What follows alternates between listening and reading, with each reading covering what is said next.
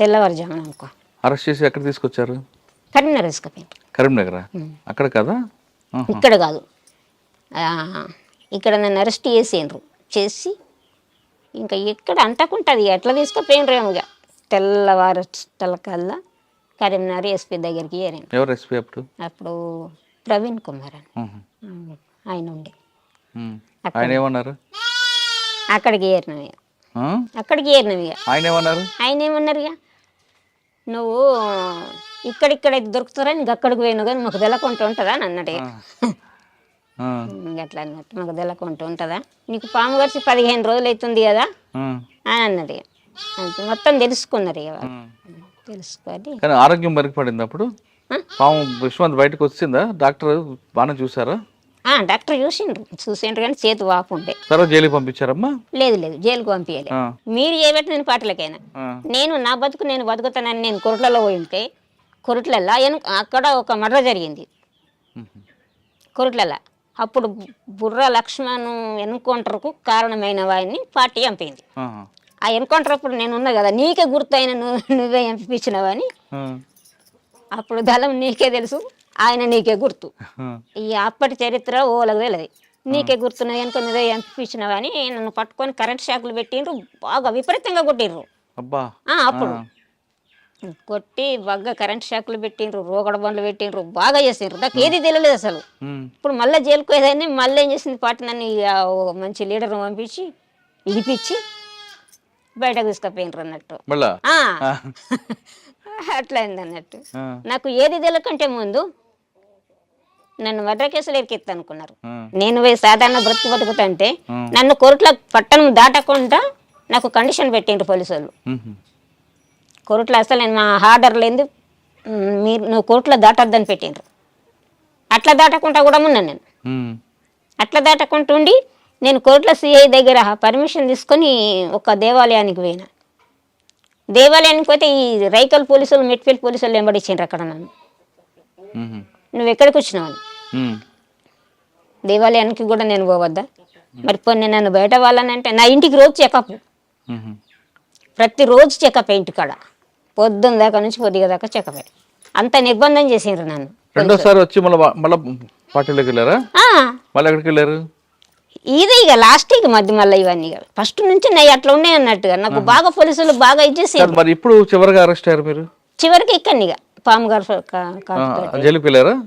జైలుకి వెళ్ళలే. ఇక చెప్పాను ఇవన్నీ మీరే కారణం అని చెప్పాను నేను పోలీసు వాళ్ళని.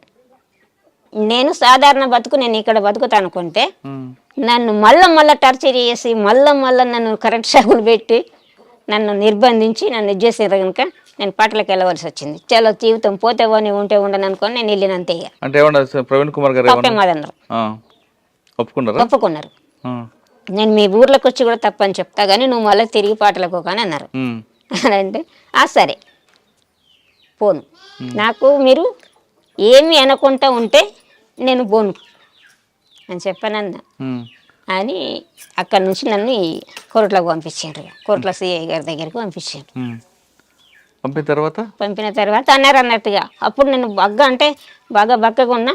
నువ్వు ఏ గాలిలో దూరిలో లేచిపోతావు ఏమనుకున్నావు, నువ్వు ఇంత చేస్తావని తెలిస్తే మేము ఇట్లా వేసేటోళ్ళ అంటే లేచిపోతారని అంటే టార్చర్ ఎక్కువ పెడతారా? నువ్వు అందులోకి పోయినా కానీ నెగులదని చెప్పాను, ఇంటికాడ ఉంటే టార్చర్ పెడతారా? అట్లా ఇట్లా అన్నా కానీ ఇక వాళ్ళు సిఐ ఉండే నరేష్ కుమార్ అని ఆయన బాగా ఇచ్చేసిండు అన్నట్టు. ఇక విపరీతంగా ఉంటుంది. తర్వాత ఎక్కడ ఉన్నారమ్మా? బయటకు వచ్చారు మళ్ళీ పార్టీకి వెళ్ళారా? పోలేము ఇక అప్పుడే ఇక కలిసి అది నేను అక్కడికి వెళ్ళి ఇంటికి వచ్చినాక కోర్టుల సిఐ నాకు చెప్పింది ఏంటంటే ఒక 3 విషయాలు మాకు చెప్తే మిమ్మల్ని సరెండర్ చేసుకొని మీరు కోరుకున్నది ఇస్తాము, మీరు లగ్జరీ జీవితం గడపచ్చు అని అడిగినారు అన్నట్టు. ఆ 3 పొలిటికల్ లీడర్ ఒకటి, జర్నలిస్ట్ ఒకటి, సిటీ డాక్టర్ ఒకటి. City doctor. ఈ 3 విషయాలు చెప్పు. ఏంటి ఆ ముగ్గురు ఎందుకు? మేము ఇంటర్వ్యూ ఇస్తాం కదా, ఇంటర్వ్యూ ఇచ్చినప్పుడు మేము జర్నలిస్టులు పరిచయాలు ఉంటాయి కదా, వాళ్ళ పేరు చెప్పమన్నాడు. అప్పుడు శంకర్ ఉన్నాడు కదా, అప్పుడు నేను ఇక్కడ మహిళా టీం కమాండర్ ఉన్నా కదా, అసలు జర్నలిస్ట్ పేరు కూడా చెప్పాలి. డాక్టర్ ఎవరు? City doctor. మనం ఇక్కడ నుంచి హాస్పిటల్కి పంపిస్తాం కదా నా సభ్యులకు ఆరోగ్య పరిస్థితులు బాగలేనప్పుడు. ఆ డాక్టర్ పేరు కూడా ఆ చెప్పాలి. డాక్టర్ పేరు కావాలి, సిటీ డాక్టర్ పేరు ఒకటి కావాలి, పొలిటికల్ లీడర్ పేరు. ఎందుకు? వాళ్ళకి ఎందుకో మరి తెలియదుగా. పొలిటికల్ లీడర్ పేరు చెప్పు, జర్నలిస్ట్ పేరు ఒకళ్ళది చెప్పు, సిటీ డాక్టర్ పేరు ఒకటి చెప్పు, ఈ 3 చెప్పు. ఇక చెప్పారా మీరు? చెప్పాలి. నన్ను అరెస్ట్ చేసిండ్రు. నేను సాధారణంగా బ్రతకనిస్తే బ్రతకనివ్వండి, ఉంటా, కదలను. కాకపోతే నన్ను ఇంకా ముందు జైలుకు పంపుతారా, జైలుకు పంపుతారా, ఇంట్రాక్షన్ చేస్తారా, కూస్తారా, కార్పొరేట్ వెళ్తారా, కరెంట్ షాకులు పెడతారా, ఇవన్నీ నేను అనుభవించిన దాన్ని. నాకు దేనికి నేను భయపడా. నా నుండి మీకు ఒక విషయం కూడా నేను చెప్పాను, మీ డబ్బులు నాకు అవసరం లేదు. ఒక్కరోజు బిడిలు చేస్తే నేను 2000 బిడిలు చెప్తా. ఒకరోజు కూర్చుంటే నేను బిడిలు చేసుకొని నేను వారం రోజులు తినే తిండి ఒక రోజు పని చేసుకుంటాను నేను. చివరికి ఏమన్నారు? చివరికి ఏమన్నారు, ఇక మా ఊరు సర్పంచ్లో పిలిపించిండ్రు, పెద్ద మనుషులో పిలిపించిండ్రు, ఈమెను బుదిరికి ఇమ్మని. ఇక 4 రోజులు 5 రోజులు ఉంచుకున్నారు. మంచిగా స్కూల్ రింగ్ తెప్పి అన్న, ఇక అన్ని మన అతిథిని కదా గౌరవించినట్టు చేసిండ్రు. జైలుకి పంపలేదు? జైలుకి పంపలేదు, ఇంటికి పంపించారు. ఇంటికి పంపించారు. మరి అప్పటి నుంచి ఎలాగుందమ్మా? బయటే ఉన్నావా? ఇంకెప్పటి నుంచి బయటనే ఉన్నా, కానీ పార్టీతో సంబంధం లేవు. అప్పటి నుంచి బయటనే ఉన్నా. కొన్ని రోజుల తర్వాత వచ్చిండ్రు, రమేష్ వాళ్ళు వచ్చిండ్రు. మళ్ళా నేను ఆరోగ్యం మంచిగా లేకని వస్తే కదా వచ్చిండ్రు. వచ్చినాక తర్వాత ఇక మరి ఆరోగ్యం మంచిగా లేకపోయి మరి మాతో వస్తావా, ఉంటావా అని చెప్పని అడిగిండ్రు. మాతో వస్తే తీసుకుపోతాం, లేకపోతే ఉంటంటే ఉండు. మీరేమన్నారు? నేను కొంచెం ఆలోచించుకొని కానీ ఆ తర్వాత మరి పార్టీ కాంటాక్ట్ లేదు. పార్టీ కాంటాక్ట్ ఇక ఎట్లా ఉంటుంది మళ్ళీ తర్వాత మానవులు ఎన్కౌంటర్ అయింది. ఇక నేను పార్టీ నుంచి అంటే నేను మానవులు ఎన్కౌంటర్ మీకు తెలుసా? తెలియదు. నాకు కలిసిన తర్వాతనే మానవుల అందులో రమేష్ అన్న ఉన్నాడు.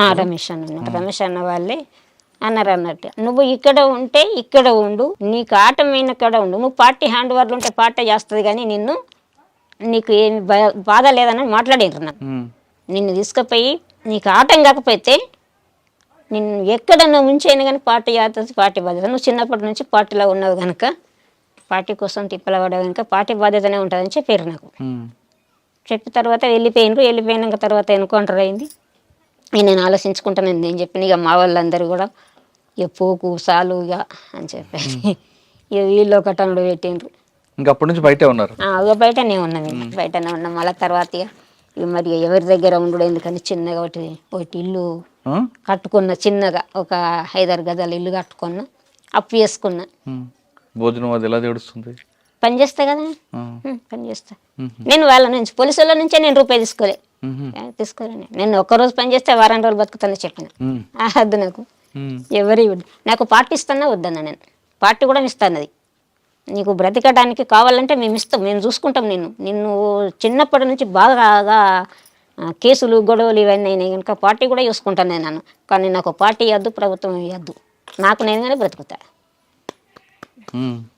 ఎవరి సహకారం. అప్పటి నుంచి ఇలాగే ఉన్నావు ఈ రోజు వరకు కూడా? అవును, పని చేసుకోవడం బ్రతకడం.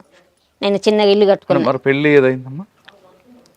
మరి ఎవరు మీకు సాకుతున్నారు? మీకు సాకేది ఎవరు? సాకేది ఎవరేముంటది, నేను పని చేసుకుంటున్నా, బతుకుతున్నా. బంధువులు ఎవరు లేరా? పిల్లలు ఉన్నారు. అన్న వాళ్ళు ఉన్నారు, అక్క వాళ్ళు ఉన్నారు. మంచి చెడ్డ అయితే వాళ్ళు చూస్తుంటారు. మంచి చెడ్డ వాళ్ళు ఇప్పుడు నన్ను ఏం చూసుకుంటారు. ఇప్పుడు నేను బాగానే ఉంటుంది, నన్ను ఏం చూసుకుంటారు వాళ్ళు. ఏమైనా ఆరోగ్య సమస్యలు వచ్చా చూస్తారు? ఆరోగ్య సమస్యలు అయితే మా కుటుంబమే కాదు, ఇంకా నా పక్క పంట వాళ్ళు కూడా నా చుట్టూ ఉంటారు.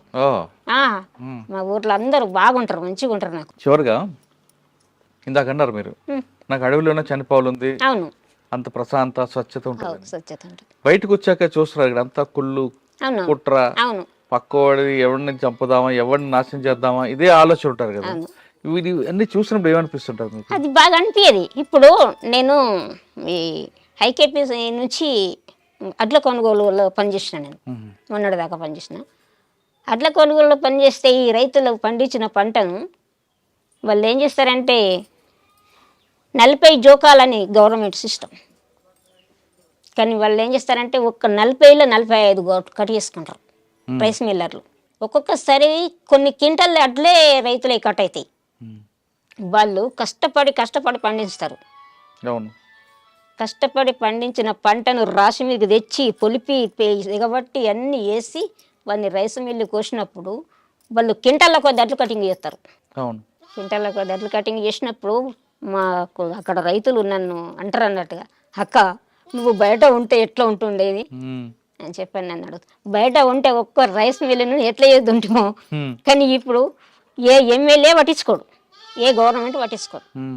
ఇయ్యోడున్న రైస్ మిల్లు మళ్ళా ముంగడికి ఇంకో రైస్ మిల్లు కడుతుండు.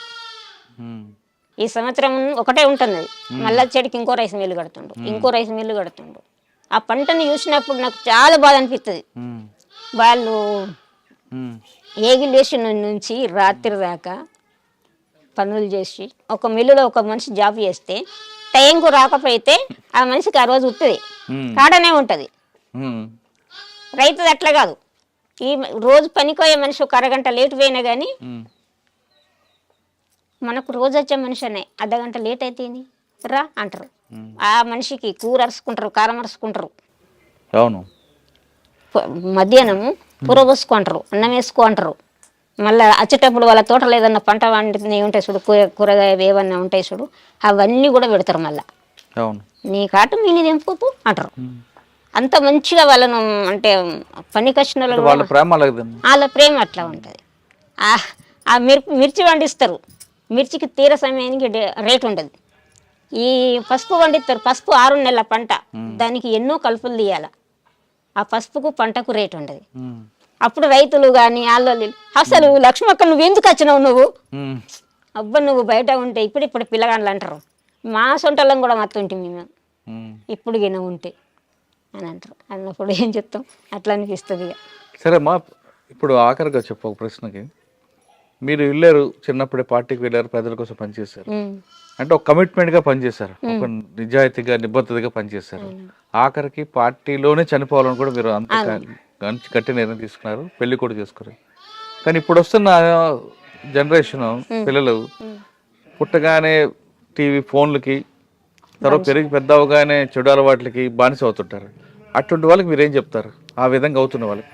ఇట్లాంటి వాళ్ళకంటే ఇప్పుడు ఉన్నదానికంటే ఈ ఫోన్లు మంచి చేస్తలే, పిల్లల్ని ఖరాబ్ చేస్తున్నాయి. అంత ఆడపిల్లలు కూడా ఖరాబ్ అయిపోతున్నారు, మగ పిల్లలు కూడా ఖరాబ్ అయిపోతున్నారు. మగ అంత వ్యవస్థనే ఖరాబ్ అయిపోతుంది. పార్టీలు ఉన్నప్పుడు చాలా స్వచ్ఛమైన గాలి, స్వచ్ఛమైన ప్రేమ చూశాను. అక్కడే పార్టీలలో అమరులై ఉంటే ఎంత బాగుండేది అంటున్నారు పద్మక్క అలియాస్ రచనక్క. ఆవిడ చెప్తున్నట్లుగా హరుణక్క. ఇప్పుడు యువత అంతా కూడా ఒక కమిట్మెంట్ లేదు, ఏమీ లేకుండా చిన్నప్పటి నుంచి ఫోన్లకు అలవాటు పడడం, ఆడపిల్ల మగపిల్ల అని తేడా లేకుండా చెడు వ్యసనాలకు దారి కావడం అనేది చూస్తుంటే బాధ అనిపిస్తుంది. ఈ వ్యవస్థ ఎటు వెళ్తుందా అనేది ఆవిడ ఆవేదన వ్యక్తం చేస్తున్నారు. ఇప్పటికైనా పార్టీలోకి రావడం కాదు కానీ మీ కాళ్ళ మీద మీరు నిలబడండి, చెడు వ్యసనాలకు దూరంగా ఉండండి, మీకు జన్మనిచ్చిన తల్లిదండ్రులకి ముందుకు సేవ చేయండి అంటూ అరుణక్క చెప్తున్నారు. ఇది అరుణక్కతో ఎక్స్క్లూజివ్ ఇంటర్వ్యూ. వచ్చే వారం మరొక ఇష్టం మళ్ళీ కలుద్దాం. అంతవరకు నమస్తే. థ్యాంక్ యూ అక్క, థ్యాంక్ యూ వెరీ మచ్.